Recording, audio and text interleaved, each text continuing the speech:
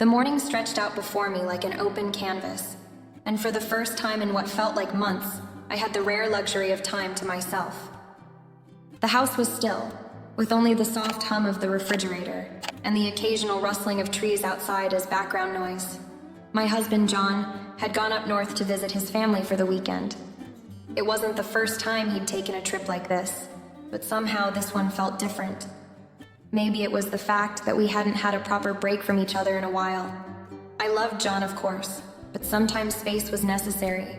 We were two very different people, and while we got along fine, there were moments when the little things about each other felt amplified. I glanced over at the kitchen clock, 8:30 a.m. I had already had my coffee, a little too much for my liking, but I'd be fine. The sun was starting to peek through the blinds, spilling warm, golden light across the hardwood floors. Everything felt calm, almost eerily so. I stretched and let the quiet envelop me. It was a Saturday, and for once, there were no plans, no obligations, just silence. I should have enjoyed it more, but there was always something in the back of my mind reminding me that it wouldn't last long. That's how it always worked. Evan, my stepson, would be up soon, and though he was almost an adult, 18 now technically, he still had a way of needing me more than I realized. I wasn't his biological mother, but over the years, I had stepped into that role without question. It hadn't always been easy. Blending families was never simple, but here we were, 3 years into this, and though we had our ups and downs, I couldn't imagine my life without him. Evan had always been a good kid, quiet, reserved, but smart. Too smart for his own good sometimes. He had a sharp wit and an even sharper sense of observation. I could tell he saw more than most teenagers his age, like he understood the complexities of life in a way that made him feel older than he was. The thing was, with him being 18 now, everything had started to change between us. I wasn't sure if it was the way he was growing into himself, or if it was just a natural shift in their relationships as kids got older. But there was a subtle change in our interactions. It wasn't as easy as it used to be. He didn't need me as much, or maybe he didn't want to need me anymore. He had spent the morning in his room, which was typical. Evan was obsessed with college applications. His future was weighing heavily on him, and I could see it in the way he carried himself, even when he thought no one was watching. I didn't pressure him, though. The last thing he needed was another person telling him what to do with his life. I respected that he was figuring things out on his own, but I couldn't help but wonder if the stress was getting to him more than he let on. I had always tried to respect his boundaries. He wasn't a child anymore, and it wasn't my place to hover. But there were times, like this morning, when everything felt so calm that I couldn't help but reflect on the distance that had started to form between us. I knew that part of it was the age gap. He was on the cusp of adulthood, figuring out what his next steps in life would be. And me? I was stuck in the weird space of being a stepmother, trying to balance nurturing him, giving him space, but still making sure he felt cared for. It was a fine line, one I wasn't always sure how to walk. I stretched my legs out and leaned back against the couch, closing my eyes for a moment. It felt good to just breathe, to feel the weight of the week lift off my shoulders. For a second, everything seemed perfect, but of course it didn't last. I heard the door creak open, followed by the soft sound of footsteps down the hallway. Evan, no doubt. I opened my eyes and saw him standing in the doorway of the living room, his hands shoved into the pockets of his hoodie. He was still in his pajamas, his hair a mess, but there was something in his eyes that made me sit up straighter. "Can I talk to you for a minute?" he asked, his voice low, almost hesitant. I smiled softly, nodding. "Of course, Evan. What's on your mind?" He paused, standing there as if unsure of how to proceed. His presence in the doorway was always a reminder of the subtle tension that existed between us. I didn't know how to explain it, but it was always there, like an invisible thread connecting us, pulling us in different directions. Evan stepped into the room, pulling the door shut behind him, and sank into the chair across from me. I noticed he was avoiding my gaze, looking down at the floor, like he was gathering his thoughts before speaking. The silence stretched between us for a moment, but then he looked up, his green eyes heavy with something I couldn't quite place. "I've just been thinking," he began, his voice trailing off as if searching for the right words. I waited for him to continue, offering a reassuring smile. About what? Evan shrugged slightly, his fingers fiddling with the sleeve of his hoodie. I don't know, just a lot of stuff, college. Everything, really. I'm just feeling kind of overwhelmed, I guess. I leaned forward, giving him my full attention. Evan wasn't the type to open up easily, and whenever he did, it always felt like a small victory. I can imagine, I said gently. It's a big transition, figuring out what comes next. But you don't have to do it alone, okay? I'm here for you. He nodded, but there was something more, something unspoken that hung in the air.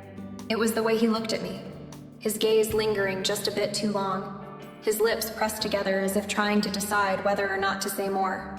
For a moment, I could see the vulnerability in him, the walls he usually kept up crumbling just a little. As he sat there, I couldn't shake the feeling that this conversation, this moment, was different. Something had shifted, but I couldn't tell if it was me or if it was him. All I knew was that in this small, quiet space, everything felt strangely intimate. The tension that had started to build between us during the last few minutes lingered, and I couldn't help but feel the weight of it. Evan shifted in his seat, running a hand through his messy hair, and for a moment, it seemed like he was battling with something inside of him. I watched him closely, waiting for him to continue. Normally, he'd shrug things off with a quiet joke or a quick dismissal, but today it felt different. There was a vulnerability to him, a kind of rawness that I wasn't used to seeing. Finally, he spoke, his voice lower than usual. I just don't know how to deal with all of this, you know? He looked at me, his eyes filled with something I couldn't quite read, a mix of frustration and uncertainty. I've been trying to keep it together, but lately, everything feels like it's too much. The college stuff, my friends going off in different directions, and I don't know, I just feel like I'm stuck. The words hung in the air, and for a moment I felt a pang of sympathy for him. I had been there before, at that crossroads where everything about life felt so overwhelming, and no matter how hard you tried, it seemed impossible to find your footing. I could see the pressure weighing on him, the fear of the unknown that came with stepping into adulthood. It wasn't easy, and I knew he wasn't asking for sympathy. He was just looking for someone to listen, someone who wouldn't judge or try to fix everything. I took a deep breath, sitting up straighter. Evan, it's okay. You don't have to have it all figured out right now. It's normal to feel lost sometimes, but you don't have to go through it alone. My voice was soft, comforting, like I was trying to ease the invisible burden he was carrying. Evan looked down at his hands, his fingers tapping nervously on his knees. Yeah, I know, but I just feel like everyone expects me to have everything together. I don't even know if I want to go to college, but I feel like I have to. I don't want to disappoint anyone, but it's just a lot. I nodded slowly, understanding more than he probably realized. You're not alone in feeling that way. I know it's hard, but sometimes the pressure to meet other people's expectations can cloud what you really want. You have time, Evan. You can figure it out, one step at a time. His gaze flickered up to mine, and there was a moment of silence between us. For a second, I thought he might say something else, something more personal. But instead, he shifted in his seat and let out a small, almost imperceptible sigh. He seemed to shrink back, as if retreating into himself again. That's the thing, he continued quietly, his voice barely above a whisper. I don't know if I even have it in me to make those decisions. Everything just feels too big. I'm not sure who I'm supposed to be anymore. I could see the doubt in his eyes, and it hit me harder than I expected. Evan wasn't just worried about his future. He was lost, caught in the limbo between being a kid and an adult, unsure of how to step into this new phase of his life. The weight of that uncertainty was heavy, and I wanted so badly to ease his pain, to make it all go away. But I knew it wasn't that simple.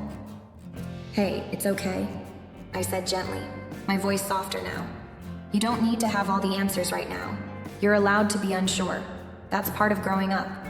The important thing is that you're taking the time to think about it, and you're not going through it alone. Evan's eyes met mine again, and I could see something in his gaze, something deeper than just the uncertainty of youth. For a brief moment, I felt a shift in the air around us, a strange tension that made my heart race, but I quickly pushed it aside. This was just him opening up, just him being vulnerable, right? I couldn't afford to read into it, no matter how strongly it made me feel. There was another pause, and then Evan cleared his throat, looking almost embarrassed. "Thanks for listening," he muttered, and I could tell that he wasn't used to sharing these kinds of thoughts with anyone, especially me. I nodded, offering a small smile. "Anytime, Evan. I'm always here for you, no matter what." He gave me a slight nod in return, his expression softening just a bit. It was clear that our conversation had affected him, even if he didn't want to admit it. And as he stood up to leave the room, I couldn't help but feel the lingering weight of our interaction. There was something unsaid between us now, something that had changed, and I wasn't sure how to process it. As Evan walked toward the door, I noticed the way his movements seemed slower, more deliberate, and as the door clicked softly behind him, I sat there for a moment, unsure of what just happened. My thoughts were scattered, but one thing was clear. Our relationship had just taken a turn. What exactly that meant, I wasn't sure, but it was undeniable. The air between us had shifted, and I couldn't shake the feeling that things would never be quite the same again. The silence that settled after Evan left the room was thick, almost suffocating. I sat there, my mind racing with the weight of our conversation. It wasn't just what he'd said, it was how he'd said it, how he'd looked at me, like he was searching for something more than just answers. I tried to push the thought away, telling myself that he was just a confused teenager grappling with the pressure of adulthood, and I was simply the one who happened to be there. But something inside me couldn't shake the feeling that there was more to it than that. I had just begun to pull myself out of my thoughts when I heard a soft knock on the door. Evan's voice followed, tentative but clear. Mom? Are you still awake?" It was strange. He usually didn't call me Mom anymore, not since he turned 18. But tonight, it slipped out, and I couldn't help but notice it. I took a deep breath and called out to him, trying to sound casual. "Yeah, come in." The door creaked open slowly, and Evan stepped in, his shoulders hunched slightly, his gaze avoiding mine. It was obvious he wasn't ready to leave the conversation where it had ended. I felt a twinge of guilt for not offering him more comfort earlier, for not giving him the reassurance he seemed to need. He didn't say anything at first.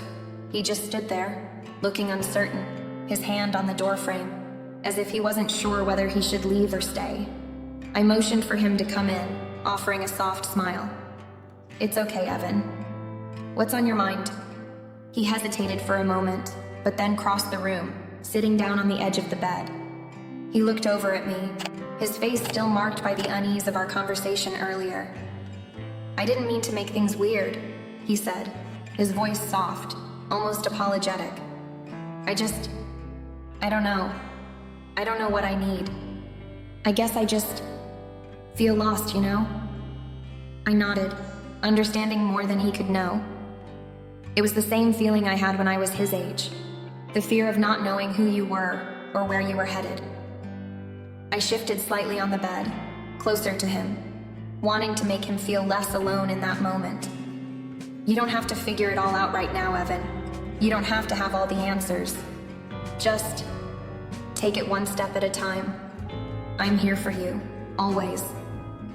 For a moment, he said nothing, just staring at his hands, his fingers curling and uncurling in nervous patterns.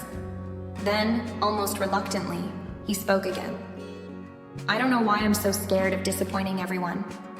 I guess I feel like I'm supposed to have it all figured out by now. Everyone keeps asking me what I'm doing next, what college I'm going to, what my plan is. I don't have one, and I'm scared that if I don't figure it out soon, I'll lose everything." I could hear the tremor in his voice, the vulnerability he was trying so hard to hide. My heart ached for him, for the weight he was carrying, for the fear of failure that seemed to follow him everywhere. And in that moment, I wanted to be the one to take that burden from him, to make the world feel a little less heavy.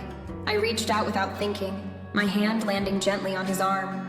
The contact was brief, but it was enough to make him look up at me, his eyes wide with a mix of surprise and something else that I couldn't quite place. It wasn't just relief, it was something deeper, something unspoken that hung in the air between us. I pulled my hand back, quickly, as though the touch had been a mistake, but it was too late. I could feel the electric charge between us, a tension I hadn't anticipated. I swallowed hard, trying to mask the flutter in my chest. You don't need to have it all figured out, Evan. No one does. It's okay to feel lost sometimes. You're still figuring things out, and that's okay. He nodded slowly, but I could tell he wasn't entirely convinced. His gaze shifted to the floor, and I saw the weight of his doubts still there, heavy in his chest. I wanted so badly to make it all better for him, but I knew it wasn't that simple. "Thanks for being here," he murmured, and I could hear the quiet gratitude in his voice. It was almost as if he was thanking me for something more than just this moment. A reassurance, a connection, something deeper than the typical, "I'm here for you," that parents often say. But even though he wasn't saying it outright, I could feel it. He was reaching out for something, and I was afraid I wasn't sure what he needed from me. I let out a shaky breath, trying to calm the storm of emotions rising inside of me. "Anytime, Evan," I said softly, my voice steadier than I felt. "Anytime." He stood up slowly, and for a moment, I thought he might say something more. Something that would explain the strange shift I'd felt. But instead, he just nodded and walked back toward the door. I watched him leave, the quiet click of the door behind him marking the end of another heavy moment. As the silence filled the room again, I couldn't shake the feeling that something had changed between us. It wasn't just the words we'd shared, it was the unspoken tension, the lingering connection that had settled into the space between us. Something had shifted, and though I couldn't fully understand it, I knew it was something I couldn't easily ignore. The days that followed were marked by an unease that seemed to grow with each passing moment. Evan withdrew into his room more often, the door to his sanctuary closed for hours on end. I tried to keep the routines of normal life intact, making dinner, sorting through the pile of laundry, catching up on work. But I couldn't shake the feeling that something was changing between us. It was subtle at first, a small shift in the air, but it became undeniable. He didn't seem as eager to leave the house for his usual hangouts with friends. Instead, he began staying in, sometimes sitting with me in the living room as I read or watched TV. At first, I thought it was just him needing a little company, a sign that he was still struggling to find his footing after graduation. But as the days went by, I started to notice something else, something that I couldn't quite place. There were moments when our gazes lingered a second too long, or when he leaned a little too close while we sat together on the couch. I'd feel a brief flutter in my chest, a quick catch of breath, as though I were suddenly aware of every tiny movement, every breath between us. It was unsettling, the way the air between us felt charged, like the space had been stretched thin. One evening, as we were watching a movie together, I felt him sitting closer than usual. His arm brushed mine as he adjusted his position, and for a split second, I could feel the heat radiating off of him. It was nothing more than a fleeting touch, but it left a trace in the back of my mind. He didn't seem to notice, or maybe he was pretending not to, but I knew. I could feel the tension between us, the unspoken awareness that neither of us was willing to address. The strangest part was that it didn't feel wrong, at least not in the way I thought it should. There were no boundaries being crossed, no overt acts of affection, but the closer we got, the more complicated things felt. I began to question everything, whether I was misinterpreting the subtle changes, whether I was just reading too much into it. He wasn't just my stepson anymore. He wasn't the awkward teenager I'd once met when I married his father. He was growing into a man, and I was starting to see him in ways I hadn't before, ways I didn't want to acknowledge. It wasn't his fault and it wasn't mine either, but it felt like we were both on the edge of something we couldn't control. I tried to push the thoughts away, but they kept returning, pulling at me with a quiet persistence. I knew I couldn't keep pretending that everything was fine when there was this undercurrent of tension between us, a thread that grew tighter every time we spoke, every time we were in the same room together. In the mornings when he'd come into the kitchen for breakfast, the silence would settle between us like a thick fog. We'd exchange polite words. "How'd you sleep? What's on your schedule today?" But the conversations felt stilted, the easy camaraderie we once had slowly slipping away. And then there were the little things. The way his voice sounded when he said my name, like he was searching for something. The way he'd smile at me as if he was seeing me in a new light, something beyond the role of a mother figure. It was a subtle shift, but it was there, undeniable and impossible to ignore. I knew I wasn't the only one feeling it. He seemed different too, more aware, more cautious, as if he was struggling to navigate the same complicated emotions. But neither of us spoke of it. Neither of us dared to voice what had become so obvious. The tension, thick and uncomfortable, settled into our daily routine, like a weight that neither of us could bear to lift. We moved around it, tried to ignore it, but it was always there, lurking in the quiet spaces between words and glances. It felt like we were walking a fine line, and every step forward threatened to pull us deeper into unknown territory. I didn't know how much longer I could hold this delicate balance, or what would happen when the tension between us finally snapped. But every day, it became harder to pretend that nothing was changing. It was only a matter of time before something had to give. The following morning, I woke up to the soft sound of birds chirping outside, signaling the beginning of another day. The house was quiet, save for the usual hum of the refrigerator and the soft thrum of the coffee maker in the kitchen. But even in the stillness, I couldn't shake the lingering sense of tension that had settled between Evan and me the night before. As I moved through the morning routine, making breakfast and setting the table, I couldn't help but notice the weight of the silence that hung in the air. When Evan finally emerged from his room, he moved slower than usual, his eyes a little darker, as if he hadn't slept well. He didn't greet me with his usual energy or banter, but instead gave me a small nod before shuffling into the kitchen. I kept my eyes on the eggs I was scrambling, my hands moving automatically as I cooked, my mind occupied with the thoughts that had been swirling in my head since the previous evening. Was I overthinking things? Was I imagining the change in our relationship? Or was it really there? And if it was there, what did it mean? "Morning," he said, his voice a little hoarse, as he grabbed a glass of juice from the fridge. He didn't meet my eyes, and I could feel the awkwardness settle between us like an invisible wall. "Morning, Evan," I replied, trying to keep my tone light, trying to keep it normal. I turned back to the stove, willing myself to focus on something as simple as breakfast, even though every nerve in my body felt alert, like I was waiting for something to happen. Waiting for the moment when the tension between us would finally snap. We ate breakfast in near silence, the clink of silverware the only sound filling the air. I couldn't help but glance at him every now and then, noticing how he avoided looking at me. His eyes instead focused on the cereal bowl in front of him, or out the window. His posture was more withdrawn, as though he was trying to put some distance between us, though I could feel the lingering tension in the space between us. I wondered if he felt it too. This change, this growing awareness of each other that neither of us was brave enough to name.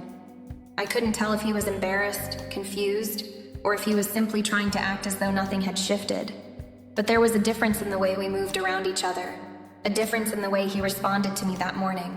When the meal was over, he didn't offer to help clean up as he usually did.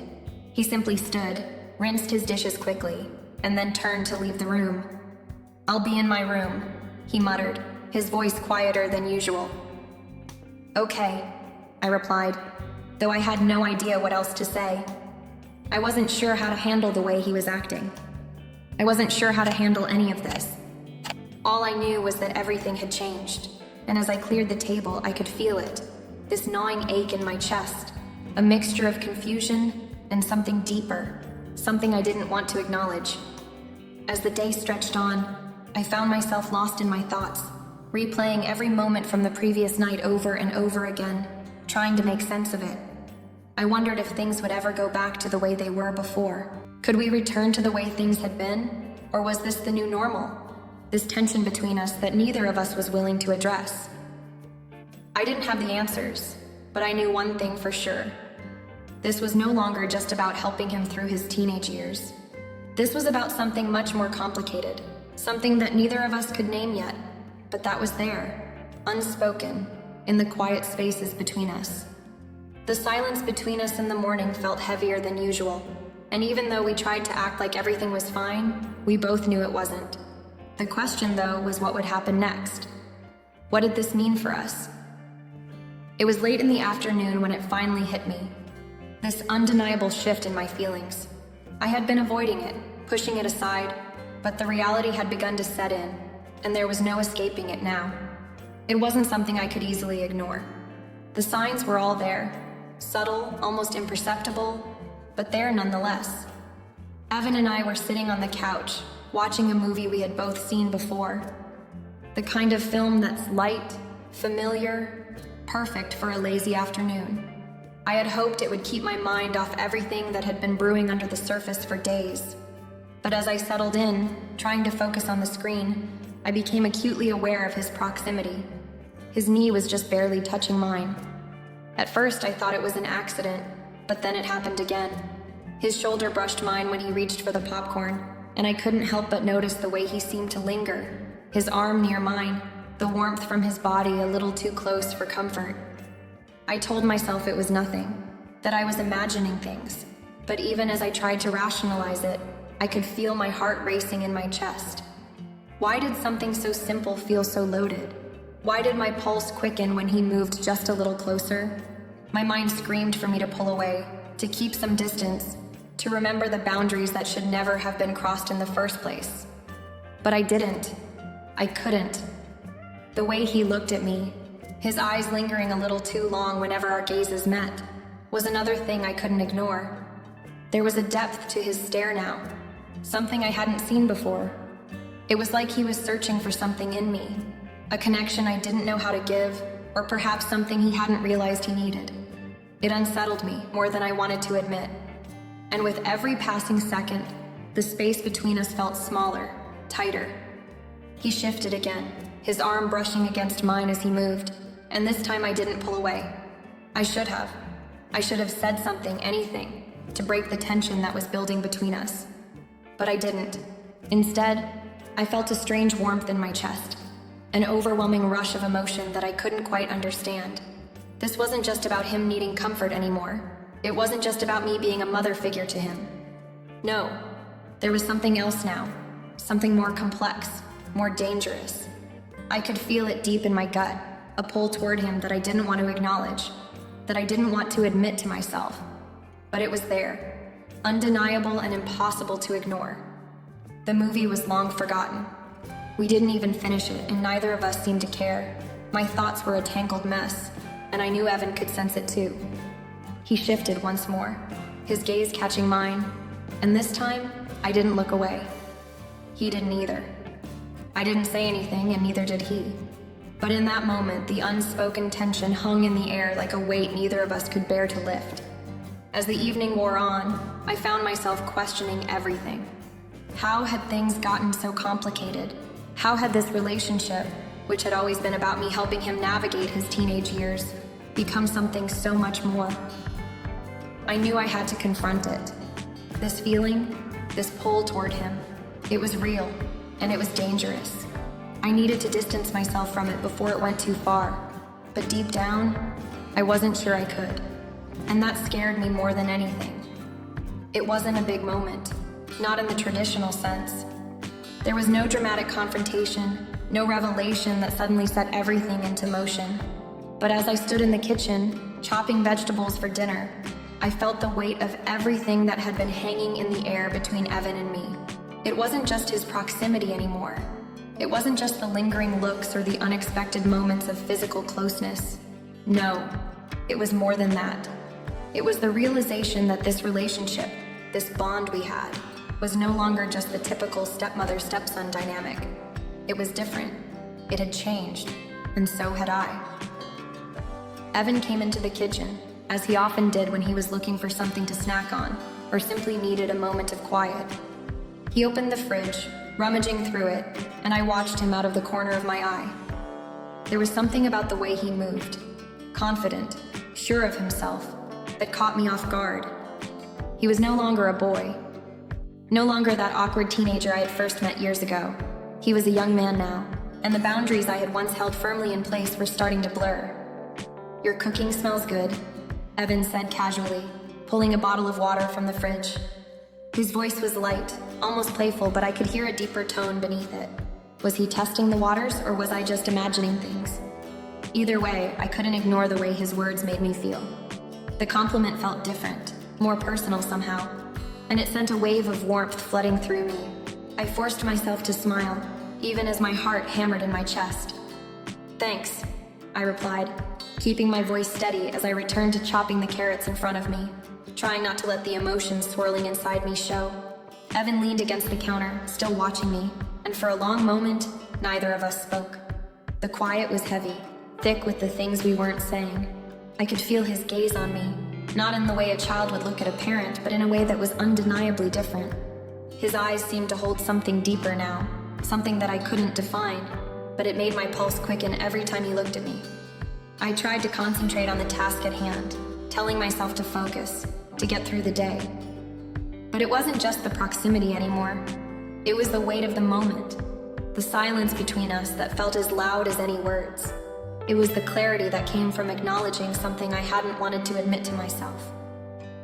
This wasn't just about him seeking comfort anymore. It wasn't about me simply playing a maternal role.